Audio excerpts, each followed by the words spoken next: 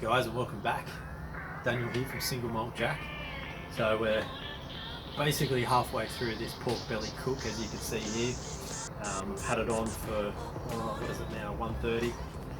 Had it on for about 2 hours now, so we gave it a big hit, high temperature, 250, 275 degrees at the beginning for about 50 minutes. And now I'm just slow cooking it, but I found that the temperature inside the Komado charcoal barbecue was getting too hot, so just pop the lid.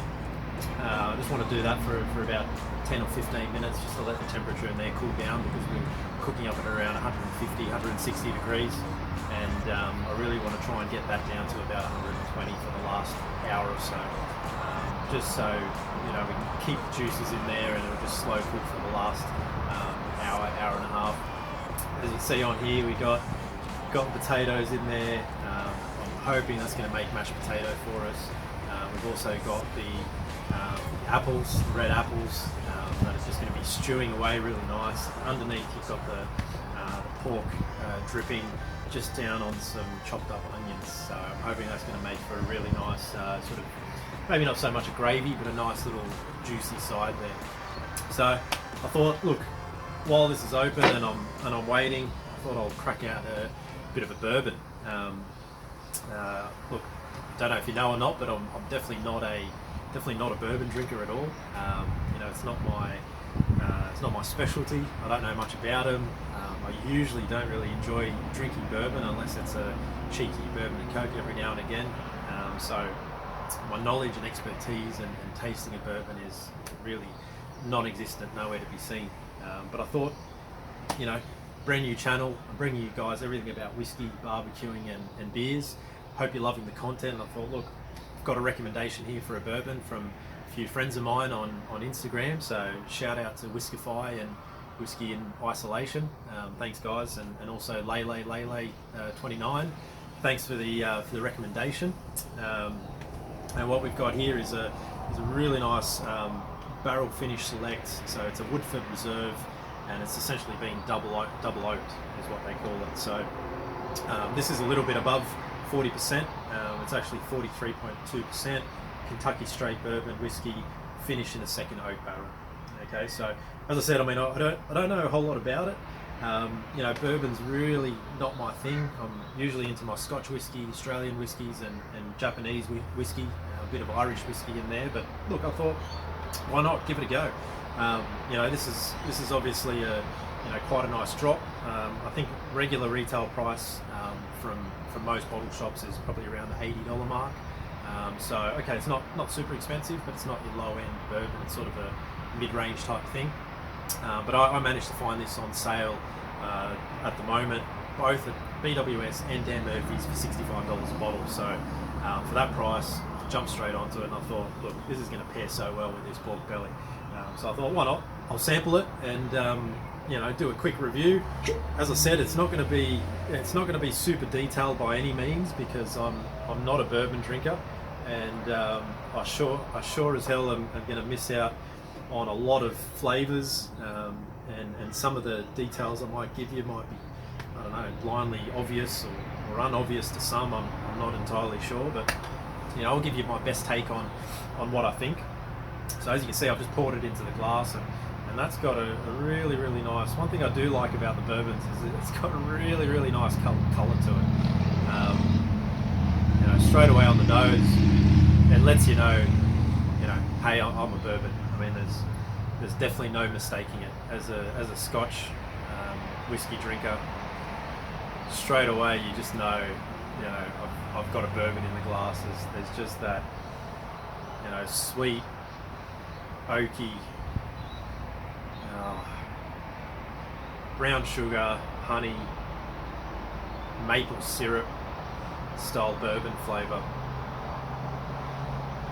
and it's as I said, it's very different compared to what I'm used to. It's it sure is very different. And also this sitting at usually the bourbons I will drink are only sitting at about 40%, so this is sitting at 43, or just over 43. So it does let you know it's a bourbon, that's for sure. just going to take a bit of a taste and let you know what I think.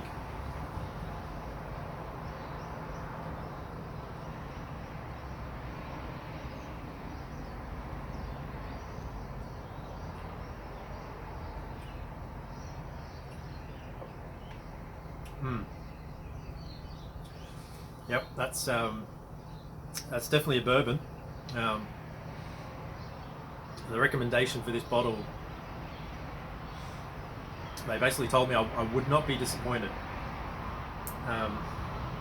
Look, I'm definitely not disappointed. For me as a non-bourbon drinker, there's probably only one way I can describe it. It's like, as I was saying before, it's like someone is chainsawing down a maple tree. So it's got like this maple sawdust, oaky, barrel type flavor, and then it's kind of paired with that's sort of the rugged side of it, and then it's kind of paired with a more sophisticated side, a more refined side, which is kind of like going to a barber shop and getting a shave. So it's like when they're sharpening the blade on a bit of leather. So for me, it's kind of like a maple sawdust paired with some old leather, I guess. In a good way, of course. In a good way. But, definitely those flavours of maple are there. Brown sugar. I certainly know it's a bourbon. I mean, there's no mistaking that at all. But, I really like the colour. I enjoy it. Would I guess convert to bourbon? The answer is definitely not. I'm definitely still not a bourbon drinker. Has it converted me? No, it hasn't. But have I enjoyed the experience of sitting here and drinking this bourbon and trying something new? Yes, definitely I have. And I think from what I'm trying to do now with this Single Malt Jack channel and what we're doing on Instagram, I mean, look, it's really about trying something new. I mean, it's, getting stuff on the barbecue. It's, getting into some new whiskies, whether they be Scotch whiskies. We absolutely loved an Australian whiskey last time from Starwood. That was fantastic. We're getting into these Japanese whiskies as well. We've done a review on the Nika from the barrel. So look, we're throwing this in the mix. I mean, if you guys have got another bourbon recommendation for me, then hit me up, send me a message, say, hey, you've got to try this one, or as a non-bourbon drinker, as a Scotch drinker, try this one. This will really rock your boat. Look, hit us up. So do I recommend it as a bourbon? I definitely do, and I really want to pair this. I'm just waiting for this to be ready, another hour or so, waiting for that crackle to crackle up, and sides in there as well. So I'm waiting to pair this with that in another hour or two, and I think that's going to be fantastic. So stay tuned for the next episode, or it might be in this episode. I haven't thought about it yet. So stay tuned for that. Grab yourself a bottle of this. It's on special at the moment, so I think it's for a bourbon. I think it's a pretty good bourbon. I quite enjoyed it. If you're not a bourbon drinker like me, then give it a go anyway. I mean, the experience is there. It is a nice bourbon whiskey. It's a nice colour. It's got a nice flavour profile to it, a nice finish. It is really nice and smooth. That's one thing I forgot to mention. So,